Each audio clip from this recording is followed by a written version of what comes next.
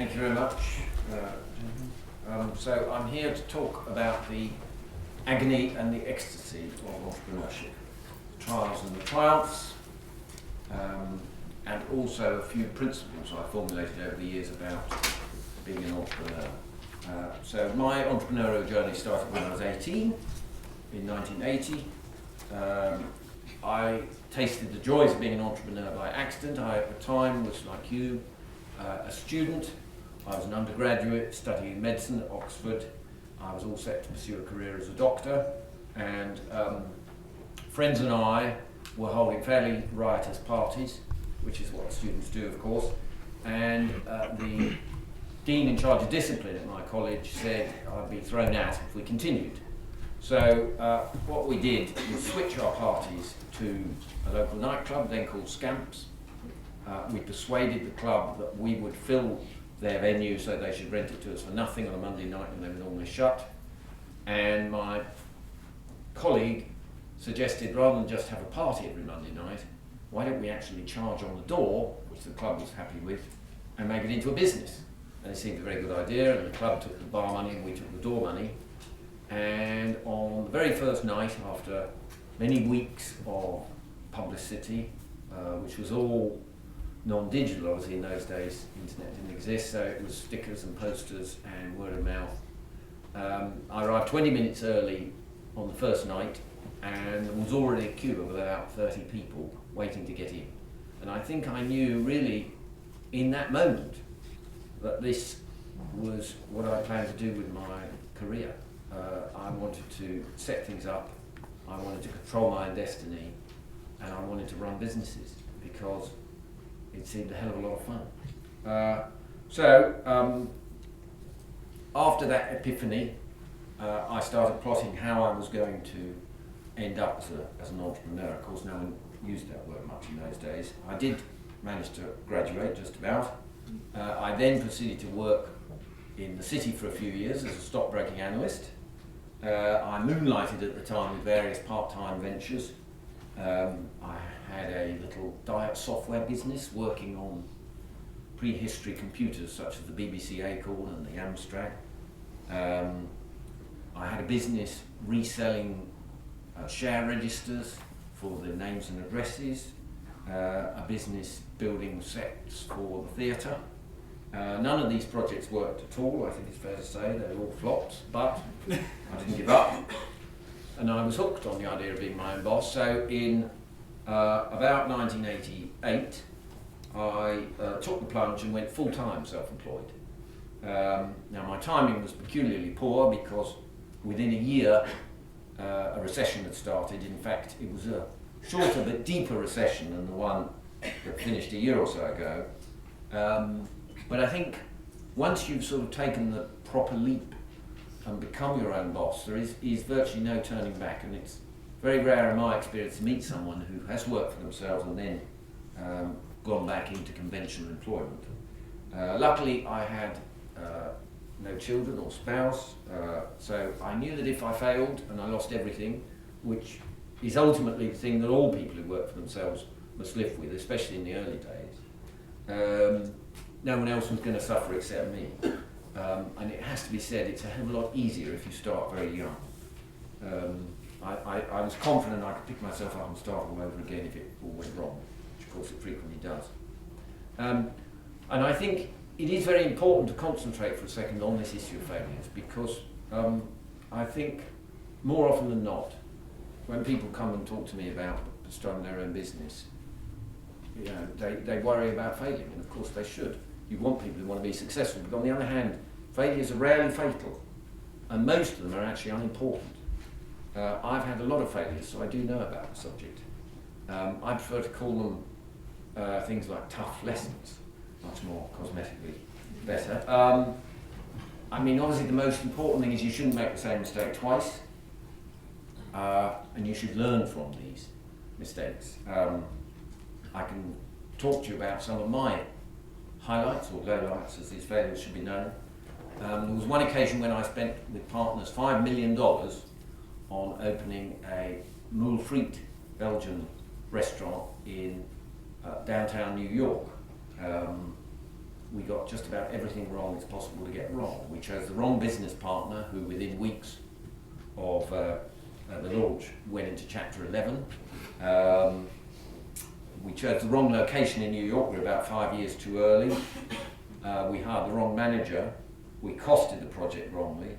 And we did not use union labour to build the place. And in New York, in certain buildings, if you don't use union labour, they will picket your site. And so on the opening night of our restaurant, the union erected a 25-foot inflatable rat right outside our entrance, which, as you imagine, made the launch party go with a bang. So that closed within a year, and we lost all our money there. Then rather more recently, I invested in a food business, backing the founder entrepreneur, and I trusted him with the management, as one should, and so forth. The management accounts came and they got slower and slower, and as is usually the case, bad news takes longer. And one day I got an email from my partner after I began to wonder about the reconciliations on the management accounts, and the email said, more or less to the word, "Dear Luke, I can no longer be the managing director of the business because I'm an alcoholic and addicted to cocaine." So that was quite a blow, actually. I suddenly realised why the books didn't balance. Anyhow, we resolved that issue, and life moved on, and the business has recovered, as has he. There was I mentioned there was a scenery building business I was involved with. It built sets for the West End Theatre. Extraordinary to think of now, looking back, and actually it was a publicly traded company, but our auditor also sat on the board of the company as a finance director, which I can't believe would be allowed these days. I inherited this situation. And curiously, the numbers didn't actually add up. And we had to restate 3 sets of accounts going backwards, which showed that rather than making a decent profit, the company was making a significant loss. So that was a expensive lesson. And then on a rather bigger scale, rather more publicly, a few years ago I thought I could hold back the tide of upheaval in the bookselling business. I bought one of the major chains of bookstores in the UK. It was a branch of a US group called Borders, thinking that it was a turnaround and that I could rescue it and compete with Amazon and the supermarkets and fend off the threat from e-books. I believed I bought the business at a huge discount, fraction of sales, twice the preceding year's profits, this sort of lark. Big misjudgment. The structural changes that industry are undergoing are so profound that the business was doomed from day one, and it was an expensive and embarrassing disaster for me. But despite all those disasters and many others, I keep pressing on, because I do believe there is no substitute for the freedom and independence that you get with being your own boss. And obviously that requires you to take risks and weigh up the risks and rewards each day as you progress with your venture. On the upside, I had my big break when I was 30. I took control with others of a business called Patisserie Express. They've got a branch around the corner, I noticed. Now even then in 1993 it was a fabulous brand, but it was underexploited. It only had about a dozen company-owned branches and about 25 or so franchises. Been going a long time, and there was falling out between the various shares of the private company. And it had suffered in that recession I mentioned earlier in the early 90s, and so it had made its first ever loss in, I think, 92, and it was put up for sale. My then business partner and I desperately wanted to own it, even though we were actually had no net worth. Indeed, we probably had negative net worth. We each had an overdraft. But we somehow moved heaven and earth to persuade the founder, Peter Boyser, a wonderful man, to partner with us. I think to this day it's remarkable we were taken seriously. We were, and there were a number of other bidders, but we succeeded. We took that company public. We floated it at 40p, and over the 90s those shares rose to over £9. And we increased the size of the business tenfold roughly. We increased the profits 20-fold. We bought back all the franchises and so forth. There's no doubt we were very lucky with our timing. Britain was coming out of a recession sharply. The demand for eating out was increasing rapidly. There was a whole new raft of consumers who wanted something inexpensive but classy, which is what PizzaExpress offered. We had a great team that we were working with. We were all on the board. Shareholders had most of our wealth tied up in the business, so highly motivated. And having had a number of years of relentless setbacks, it was almost unbelievable how everything worked so well together. It's interesting, in 1993 when we bought the business, we were actually the fourth largest pizza business. There were three others ahead of us, two of which, Pizzaland and Deep Pan Pizza, proceeded to go bust over the 90s. And so by the time I left, it was rapidly on its way to becoming the number one business, and is now certainly by a mile. So by 1999 I felt my work there was done, and I used PizzaExpress as a springboard to do other things. I co-founded and built up a business called Integrated Dental Holdings, which is easily the largest owner of dental surgeries in the UK. That business was valued at £500 million not so long ago. Fortunately, sometime after I'd sold out at a much lower price, but there we are. I became one of the principal owners of a business called Tops Tiles, which has about 350 shops, the leading floor and wall tile retailer in the UK. I still remember to this day getting the business plan, which is about 5 pages, when they had 12 shops. And I said to a colleague of mine in the office, I said, "Look at this, it looks a right load of beep." And he picked it up and came back and said, "I think there's something in it." And there certainly was. I created with partners a business called Strada as a follow-up to PizzaExpress. I can remember we launched about 2 weeks before 9/11, and our first outward capacity was a disaster, but we'd been so overconfident we'd signed up 2 further leases, so we were absolutely committed to opening branches 2 and 3, and thank God they were. And so we took that business to about 50 branches and then sold it, and it's still going strong. And then 9 years ago now, I became part owner, chairman of a business called Giraffe, a restaurant business. We helped grow that from 6 to 50 branches and sold it earlier last year to Tesco, 50 million. And then 7.5 years ago, I took control of a 6-strong chain of patisseries called Patisserie Valerie, which has been going since 1926. And that now has almost 120 branches. At the time we took control of it, it was break even.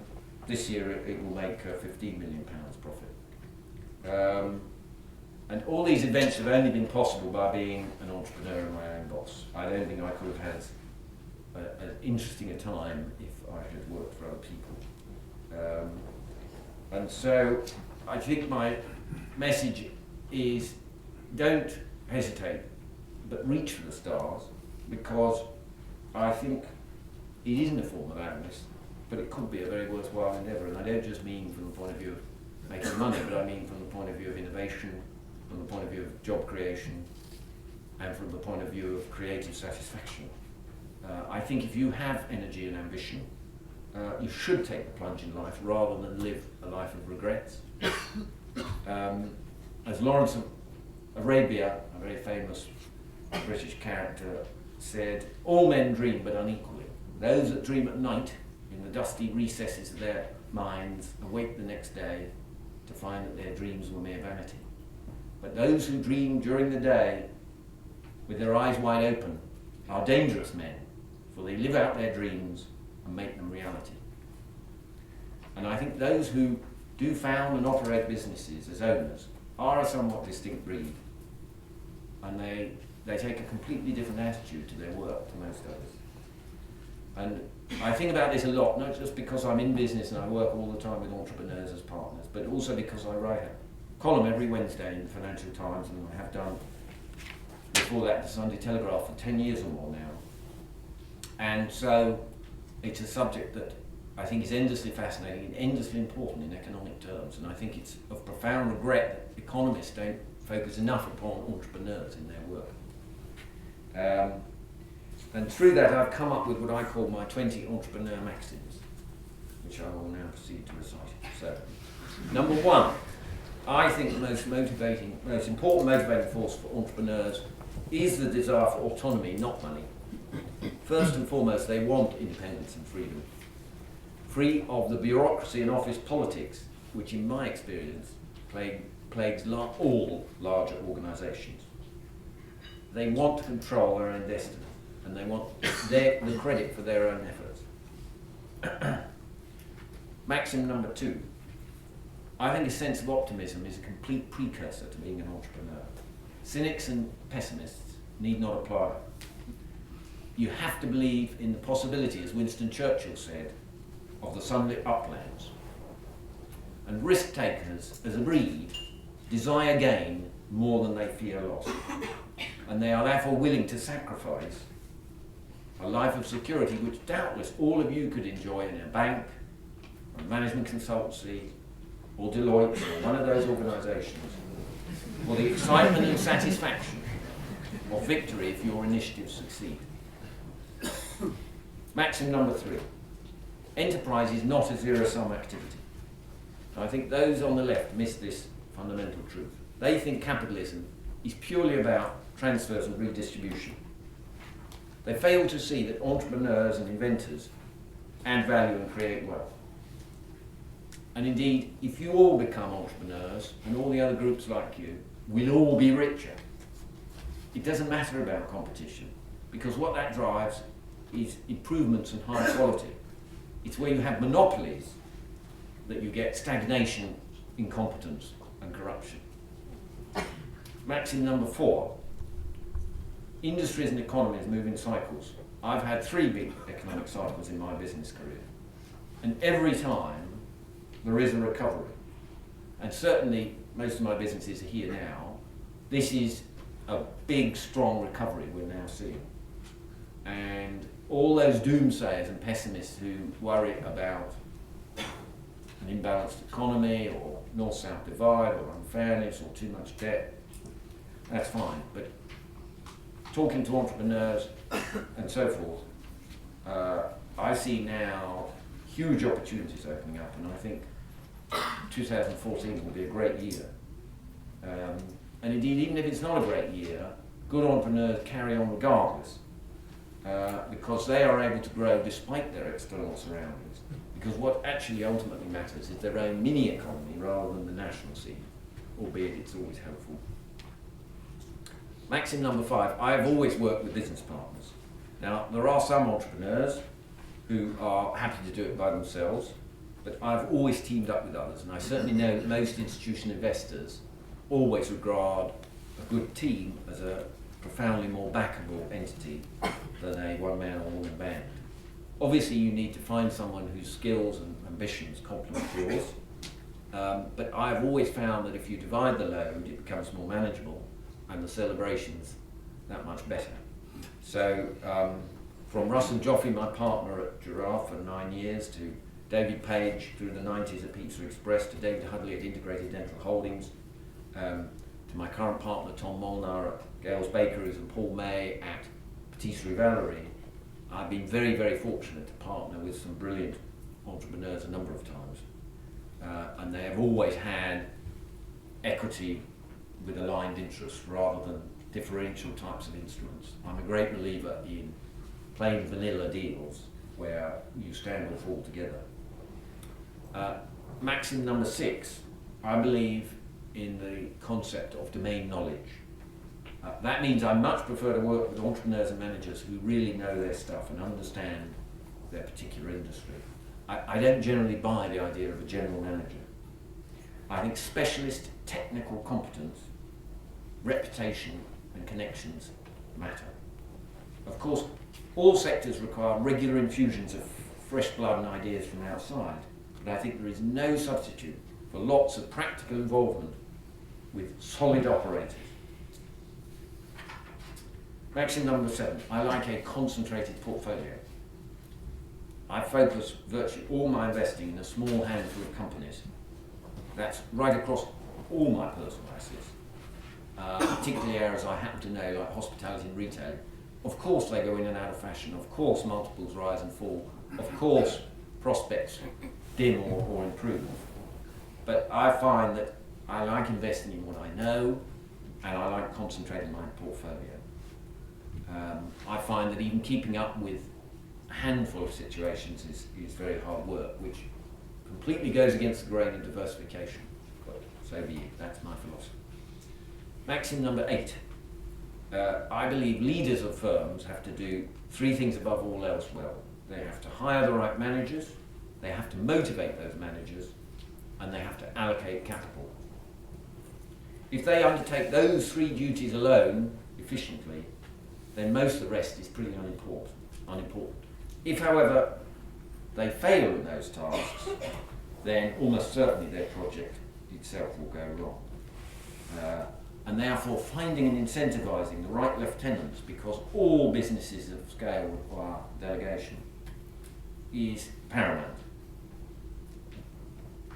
Maxim number 9, I've learnt that patient money tends to achieve the best results. I don't really believe you can build a great business in 2 or 3 years. I don't understand how they can sell Nest for what they did in 4 years. I can't do that. For me, building a business takes 5 to 10 years. I think things like momentum trading and all that, forget it. I remember chairing the Channel 4 pension fund, and we interviewed asset managers, and hedge fund managers came in and they told us that their typical holding period might be a few months or less. To me, that is not investing. That is going to a casino. I think real businesses mostly take years of effort, and they need nurturing and they grow gradually. Maxim number 10. I think the single most important influence on entrepreneurship are role models. I think it's more important than regulation, government interference and so forth. I think if there are close models of entrepreneurs, both at home and in societies at large,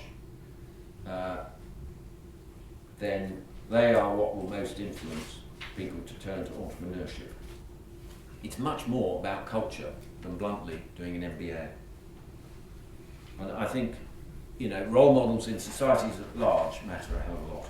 And I'm very pleased to say that compared to when I first started in business, the number of these sort of role models, information available, support, advice, mentoring and so forth, is vastly greater than it ever used to be.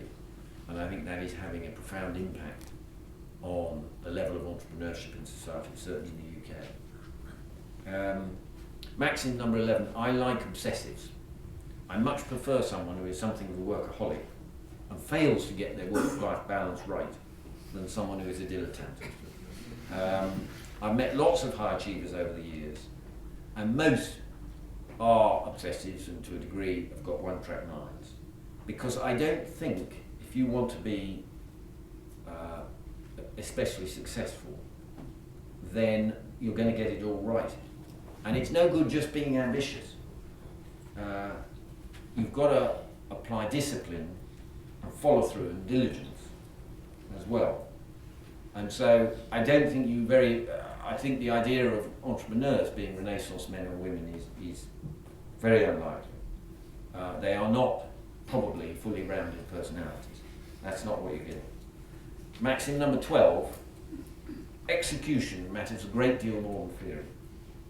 Everyone in this room can write a great business plan, but not all of you can carry it out.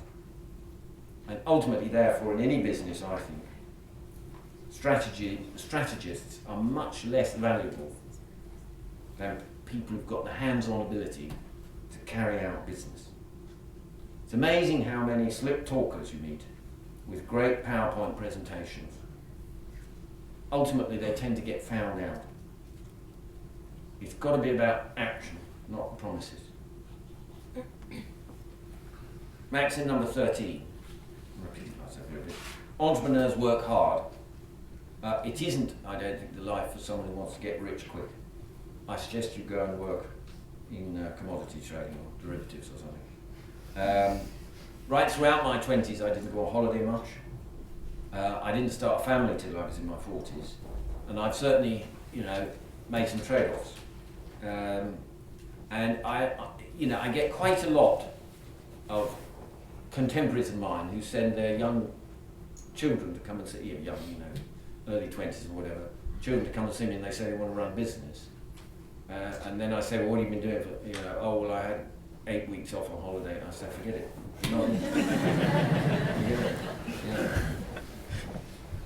I want to hear about how many other jobs they've had, how they've been earning money in their holidays. Maxim number 14. All my returns, without exception, have come from big winners.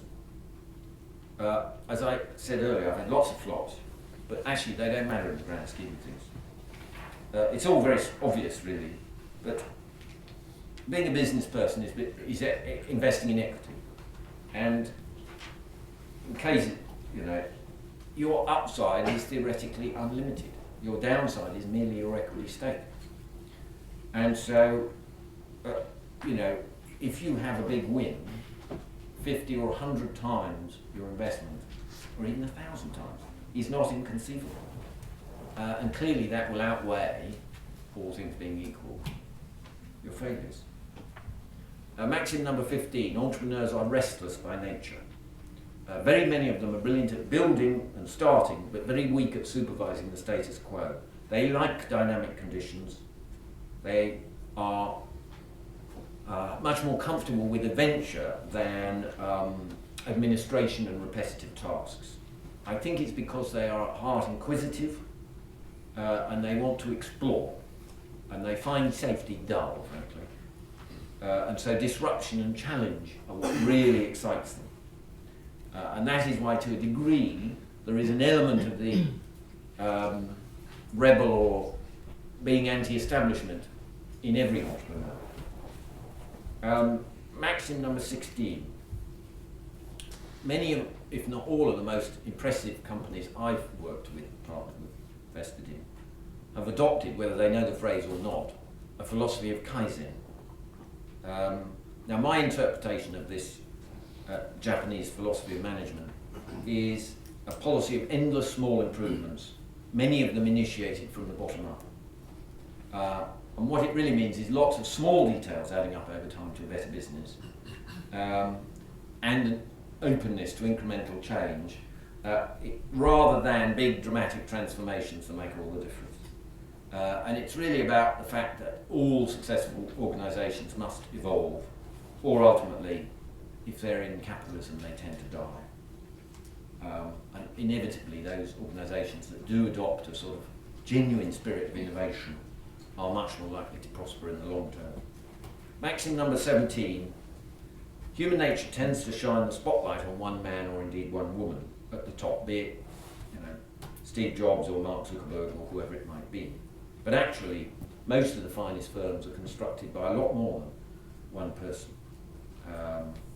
For example, at Pizza Express, when we took it from a dozen company-owned branches to nearly 200, it was because we did have a collegiate approach, and there were a whole bunch of us at the top. And I think this cult of the genius boss, which is inevitable, the sort of star system, if you like, I think it's unhealthy.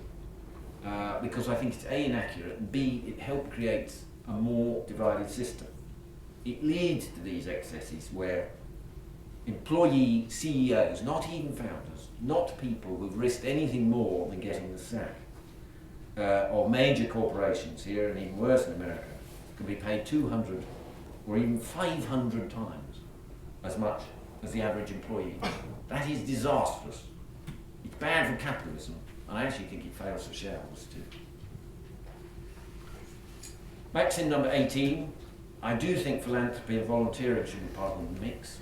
For the last 12 or so years, I have given roughly a day a week to what I call good causes. They might be a straight charity, like one I chair called State of One for the theatre. They might be something like the RSA, which I used to chair, or even Channel 4 television, which I did for 6 years. I became last year the chair of something called the Institute of Cancer Research, which is Europe's leading laboratory for the discovery of cures for cancer, with 800 scientists working there. And I think giving one's time and perhaps even money to these sorts of projects genuinely complements one's job as an entrepreneur. And I think you learn from things, from doing these things.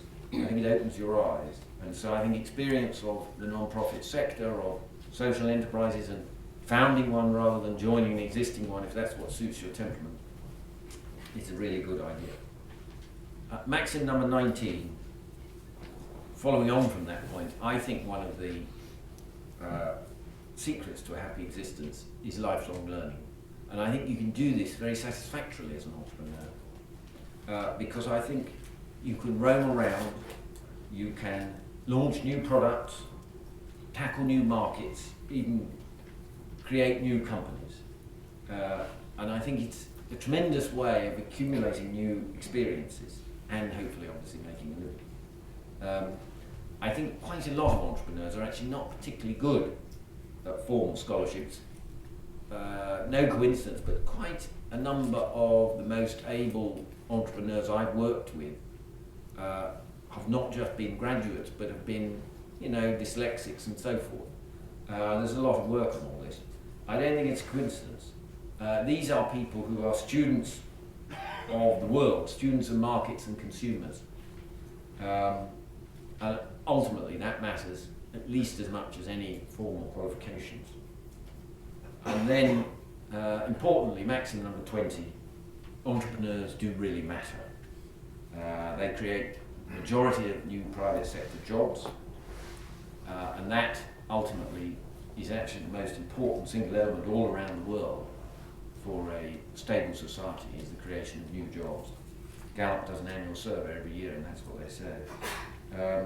Entrepreneurs also punch way above their weight in terms of innovation and indeed tax generation.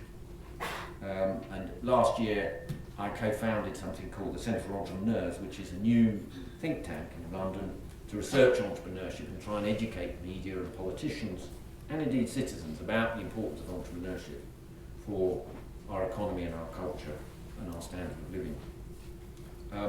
So just to sum up, I would encourage you not to let whatever your circumstances, temporarily challenging conditions blind you to the wonderful opportunities that will always be there for those willing to try. It might often appear that it's harder than it was, or that circumstances are against you. I'm sure that's always been the case. I think it's important to remember that most of us are actually more disappointed by the things we didn't try than by the things we did in life. Teddy Roosevelt, my favourite American president, said in a speech in Paris 102 years ago, "It's not the critic who counts, not the man who points out how the strong man stumbles, or where the doer of deeds could have done them better.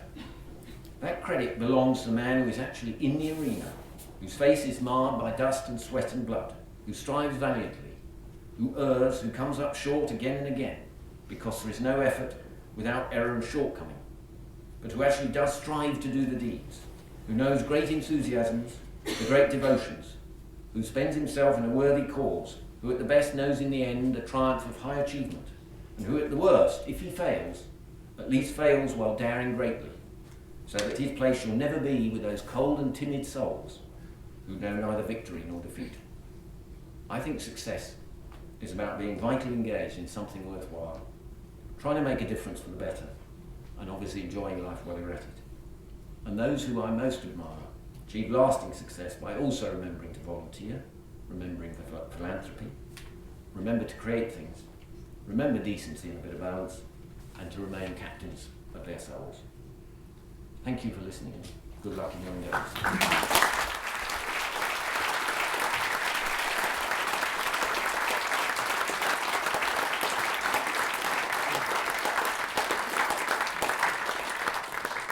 Right, we're open to Q&A. I've just got one to start off with. Now, you, Luke, have been involved in a very wide range of businesses, through from dental clinics to Channel 4 to Strada, through to the best cheese on toast in the land. And I couple that with the Maxims that you put out, the 20 Maxims, and I then sort of ask, is there a methodology? I mean, I think it was Drucker who said that most so-called entrepreneurs, they're such risky propositions because they lack a methodology. Is there a methodology? And then going back to your point about should you do MBAs or not, nobody can dispute that if there is a methodology, then it can be learnt. The question I have for you is, can it be taught? I'm quite glad it can't, in my opinion. Create too much good competition. The answer is that I should have a formula, but I don't. And randomness and luck and gut instinct still play, for me, a huge part. It's one of the reasons why in my little office I surround myself almost entirely by accountants who prevent me from completely blowing up. And I make foolhardy mistakes, but then I get it right sometimes. I remember when we bought Patisserie Valerie, the accounts were a mess. It was very hard to determine whether the business was profitable at all. It probably wasn't. But I believed underneath there was a very profitable business that could be expanded. And, it was an intuitive purchase. Now, really, one shouldn't be proud of that, and I suppose I'm not. But, I've also bought businesses with a 100-page spreadsheet with a long-form report this fat. I remember we got PricewaterhouseCoopers when we bought PizzaExpress to do an exhaustive analysis of the prospects of the business, and they reported soberly that the branch in Oxford, the biggest branch then ever opened, it cost the company £1.5 million. It was one reason why the business had been put up for sale, because this Oxford branch had never made a profit. PwC did a thorough analysis and demonstrated how conclusively it was never going to make a profit and we should sell it immediately. We stuck with it. Within a couple of months it was the most profitable branch in the entire chain. And I do think that this era of ours, we rely a great deal too much on spreadsheets and not enough on, for want of a better phrase, common sense. That's not to say that we should, discard numbers and rigour and proper due diligence and homework at all. But there needs to be a good balance, and there's no doubt, I'm sure, that if you interviewed an awful lot of the most successful entrepreneurs, and some of them I've met, they're not your detailed number crunchers at all. They are people who, get a feel for something and go for it. And that's part of the secret of their success, and therefore replicating that in an academic context is tough. Yeah. Okay. Inspire them as any competent professionals, as usual with links. Luke, you're going to pick your own. Yes, the gentleman up back there in the blue shirt.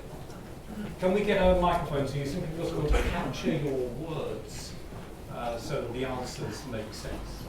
Hi. Over time you must have looked at a lot of businesses and a lot of ideas. Is there one that stands out that you passed up on that you regret? There's one where I have mixed feelings about.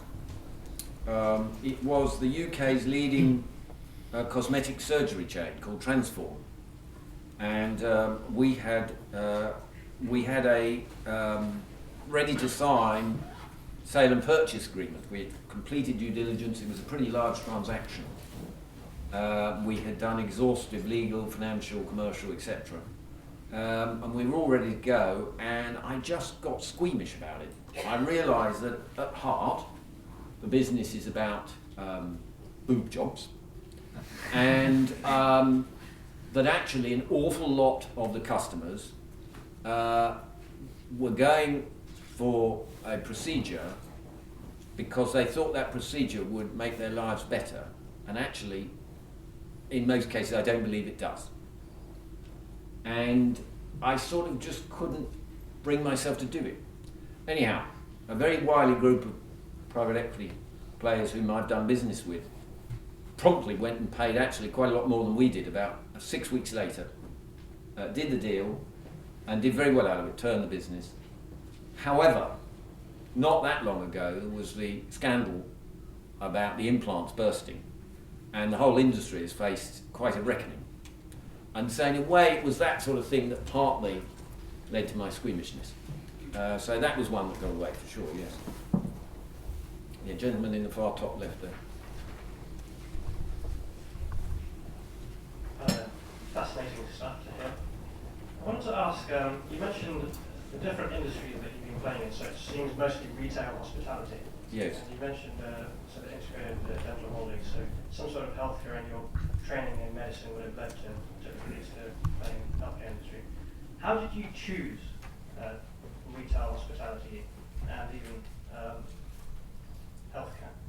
Why those? Well, retail hospitality chose me because I was having parties. And so that involves selling drink, doesn't it? Or giving drink, actually. So that's how I got into that. I got into dentistry because in prehistory, you're too young to remember most of you, but there used to be something called Yellow Pages. And I was going through the Yellow Pages looking for business ideas. And I came across all the lists of dentists and I saw how big their ads were. And I suddenly remembered I'd met a couple of dentists and they both drove Rolls Royces, and I thought, bloody hell, this has got to be a really good business. And I researched and I realised that they never actually really fully incorporated dentistry in the way they did doctors' GP surgeries into the NHS in 1948. And therefore it was this sort of hidden corner of lucrative healthcare alongside the rest of it, which is, you know, still to this day hugely dominated by the government. And in addition to that, I picked up somehow or other, I don't know why, that there'd been a couple of dentistry companies gone public in America and been wildly successful. I thought, this is it. So I met up with this dentist and he said, yeah, let's do it. He buggered off to Israel and said he'd had enough of Britain and emigrated. And then he came back a year and a half later and he said, if you think they're tough in Britain, believe me, you should see them in Israel. He couldn't take it. And he came back and he phoned me about once a week for about 2 months saying, come on, let's do this dentistry thing. At the time I'd already got involved with Patisserie Express, so I don't need that. And eventually he was so persistent, I said, well, I've got to get involved with this because this man's got something about him. So we bought back the business he'd sold when he emigrated to Israel, and that was the start. And our board meetings used to take place about 2 minutes walk from here. Next, more questions? Yes, gentleman there. That was a very good speech. Thank you very much. I learned a lot from it.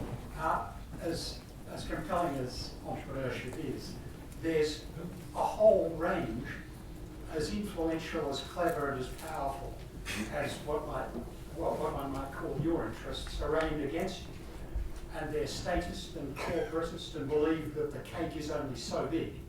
And it's an interesting thing to watch. It informs everything you read in the newspaper. It says, man, who's going to win the debate, and is there any change in the air, as it were? I hope that makes sense. Yes, it does, and I agree with you. I mean, I think very few people in political power have much actual experience of running a business. Very few of them understand how difficult it is to actually create jobs. I think you have large parts of the media who don't really understand entrepreneurship or aren't interested in it, although they're getting better, including even the BBC. And then, as you say, I think big business, you know, doesn't trust entrepreneurs or what have you, and the sort of general institutions of the establishment. Entrepreneurs are seen as, you know, outsiders, and I think historically this country has always struggled with this. There's a rather good book written in 1981, the year I went into business, called, I think it's called English Culture and the Decline of the Industrial Spirit, 1850 to 1980. And it's quite a short book, but it still probably applies in that what tends to happen in this country is people start a business, get rich, and then decide that they want to get a mansion in the country and adopt aristocratic attitudes and spend their time shooting rather than making more money. And interesting, in America I think is different. I'm involved with a bank called Metro Bank, which is being built up by this American, I guess he's a billionaire, called Vernon Hill, who was the founder of a bank that sold for $9 billion called Commerce Bank. And I don't know how old Vernon is, but I reckon he's into his 60s. And the guy's got the energy of someone half his age, And as far as he's concerned, he's not stopping till he drops in being an entrepreneur. I'm convinced that most Brits at his age, with his level of wealth, would have given up years ago and be on their yacht south of France or whatever. But that isn't the American way. And I think our culture is got very mixed views about wealth creation generally. But that's all part of the fun of the game. If it were too easy, it'd be boring, wouldn't it? Next, the gentleman in the pink purple one. And then the lady afterwards behind him.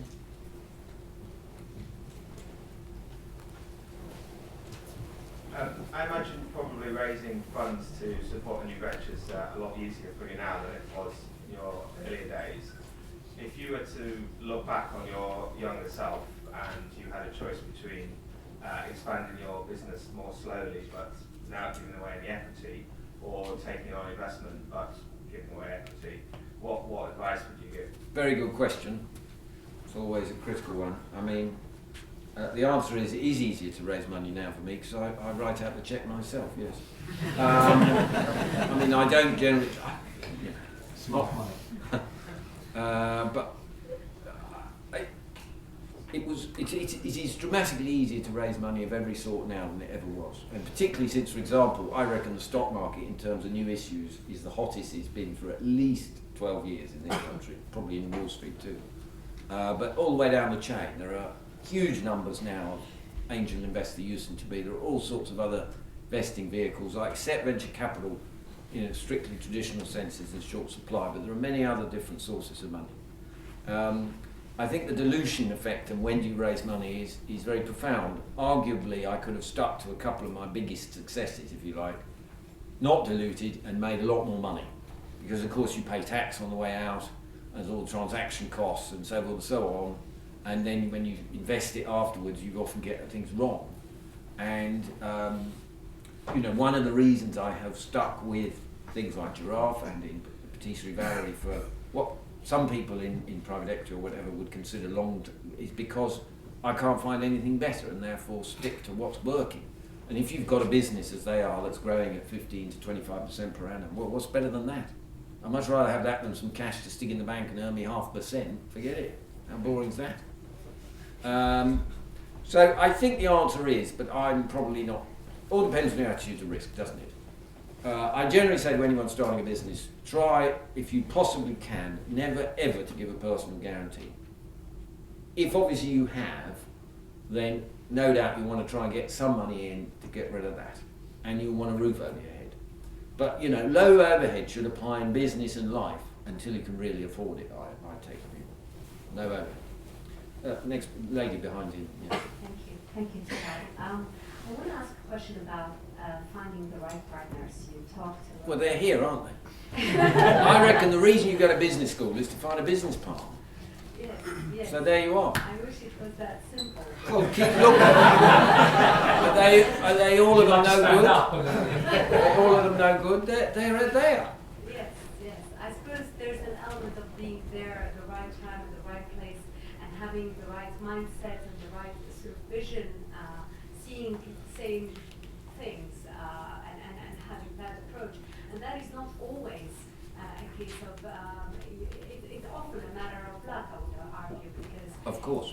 sometimes you have to, you think you can be, it's like anything in life, you think you chose the right partner, but in reality, as you said, in your early experiences, some of these partners don't work out properly. So I guess my question is, if you are so passionate about something that, your business and how you want to conduct it, yet you can't find the right partners, or you hesitate, if there is a hesitation or a gut feeling that tells you maybe they're not the right people, is it better to settle and to kind of go for even though you have those hesitations, or is it better to go at it? I mean, you also talked about how people don't like the back one-man band and so on, and I agree with you 100% there. It's always good to be a team.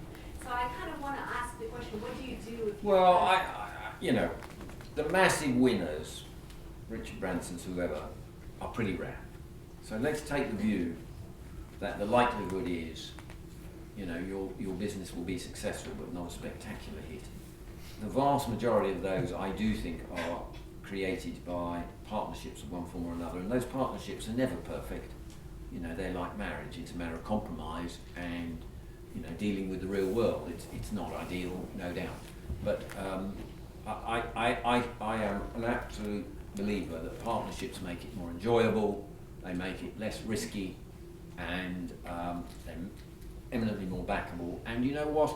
It's a bit like people who said, I've tried every bank in existence and none of them will lend me any money, but I know I'm right, and I say then maybe you're not right, you know?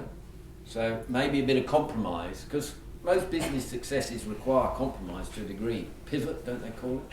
You know, that sort of thing. So basically you're saying you take the plunge if you even have a small hesitation, you take the plunge with a potential partner. Well, keep looking. It all depends on your time. But, you know, I would find a partner, is my advice, yeah. A gentleman here in the front, and then that lady now.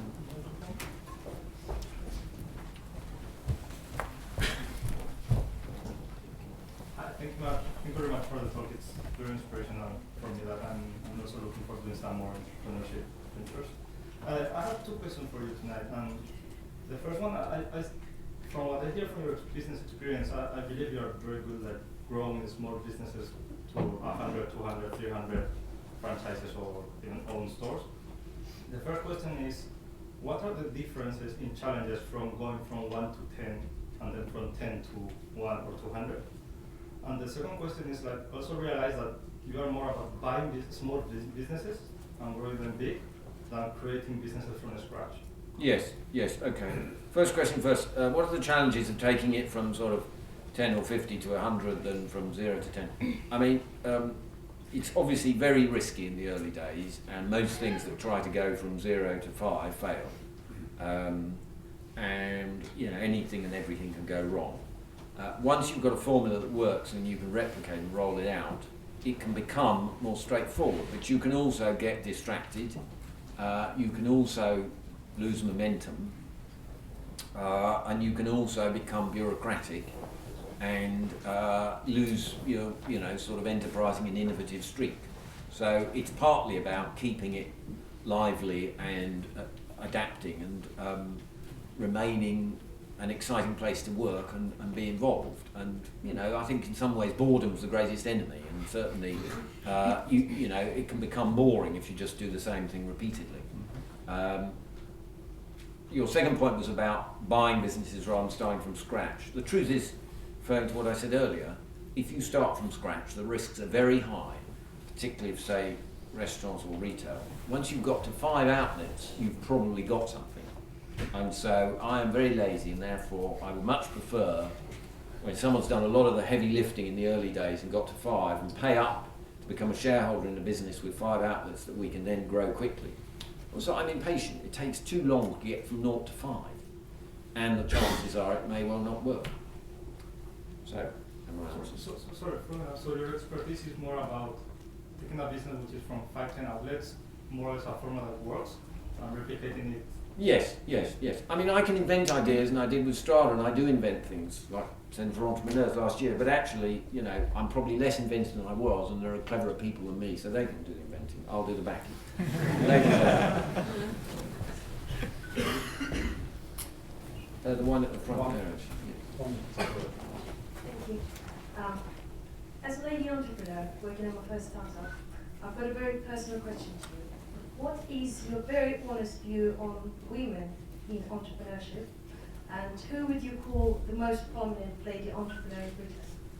Who's the most prominent lady entrepreneur In Britain. in Britain? Well, I think one of the things that's absolutely true is the number of female entrepreneurs and people like yourself has increased dramatically. I quite often, you know, because I do a lot of things in food and drink, which is an area women are often very interested in, businesses in that sector. I sometimes talk to audiences that are almost 50-50 men and women now. When I first went into business, it would have been 99-1. So things are changing very much. I think they face exactly the same challenges as men to a degree. You know, is it going to work? Do I have the energy and the stamina? I mean, obviously they have to juggle the issues around being a parent, and that's a much more tougher challenge for them than for men. I think sometimes women can be slightly more risk averse than men. And this is mostly a good thing, but sometimes not. And therefore, you know, the ones who are the really ambitious ones are the most impressive, perhaps. And who are the most prominent female entrepreneurs? Well, I suppose she's not really an entrepreneur, but I think Carolyn McCall, who is doing a tremendous job at EasyJet, is pretty bloody impressive, actually. I really admire her. Thank you. A gentleman on the edge there. So undoubtedly you've got a slightly different network than most of us here. Could you shed some light on some of the sort of closed committee lobbies that you're trying to push through that might be interesting for us to sort of think about, that someone's actually trying to get something done or changed that isn't necessarily in the media? You mean in terms of entrepreneurship and so forth and so on? Yeah, exactly. Or, you know, simple things like, you know, can you make Dragsden and Apprentice a lot better? Yes. Things like that. Well, I attended earlier this afternoon a conference about reforming the EU, because for those of you who are from EU countries, you'll be aware of the challenges that creates. I don't think it's a sheer coincidence that unemployment in a number of those countries, I read earlier this week, the youth unemployment in Italy is 41%. I mean, that is unbelievably tragic for that generation there. And I do think that's not unconnected to things like EU regulation, as well as local Italian regulation.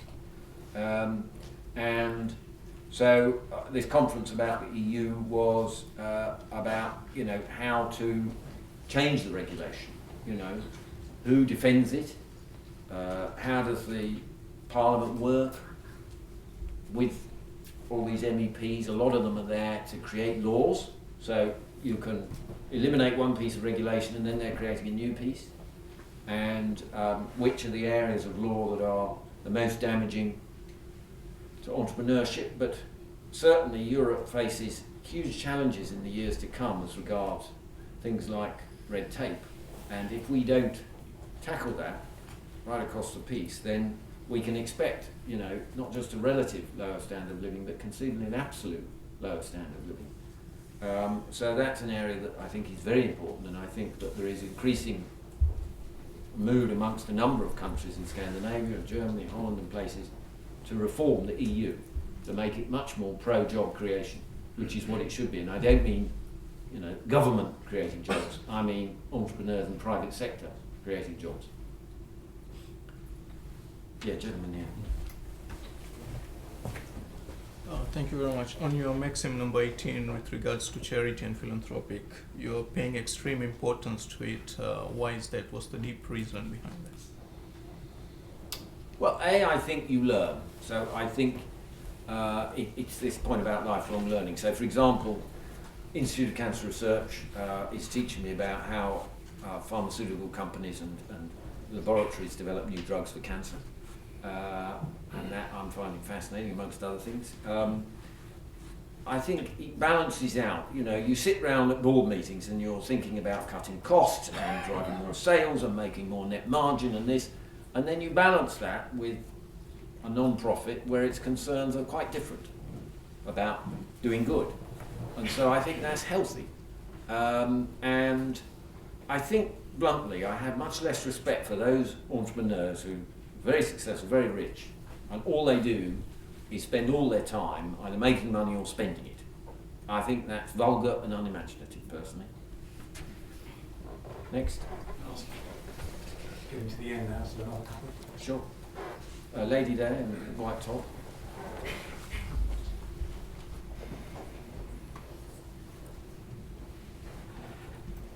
Thank you.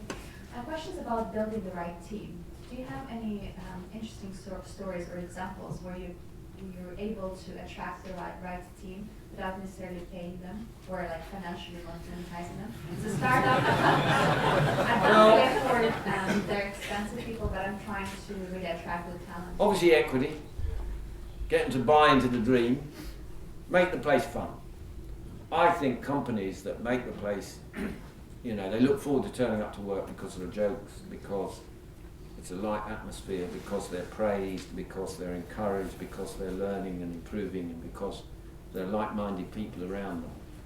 People will often work for less in those circumstances than somewhere that's, boring and, they're just, slave drivers or whatever. And so I think if you can make it fun, I think that's, a way to make a difference. Last one? Sure, that gentleman there, just in the dark blue top, yeah.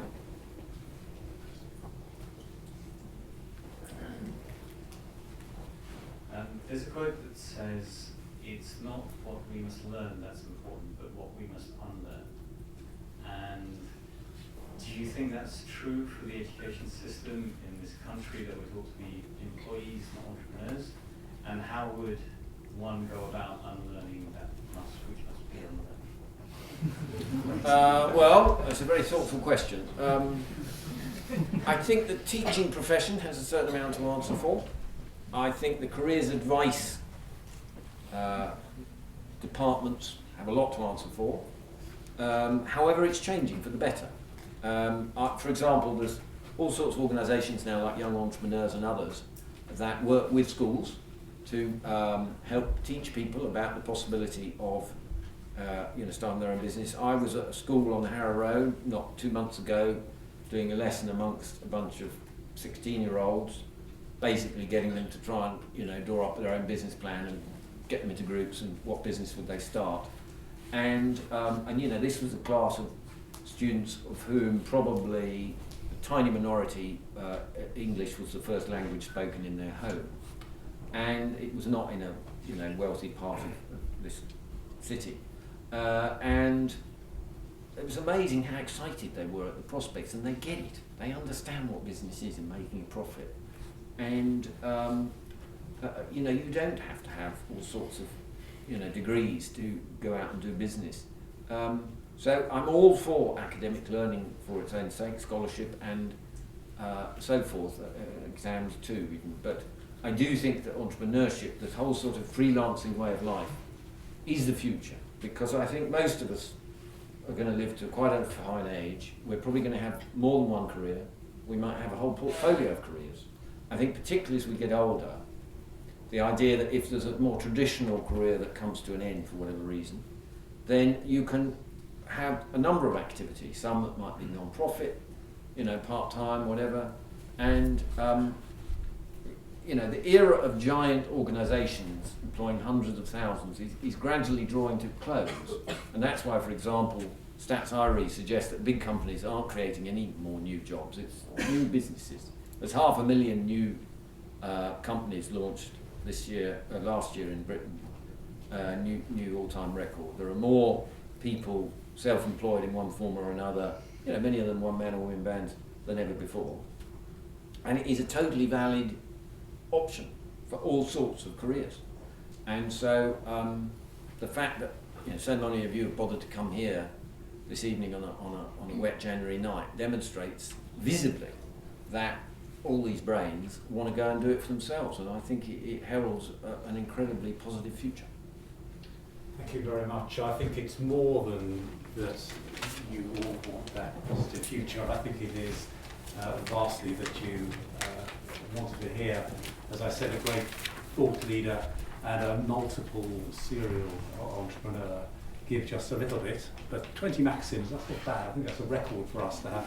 How to. And I'd just like to close by thanking Luke for giving him his time and energy to share so much with us in so short a time. And so, thank you to Luke.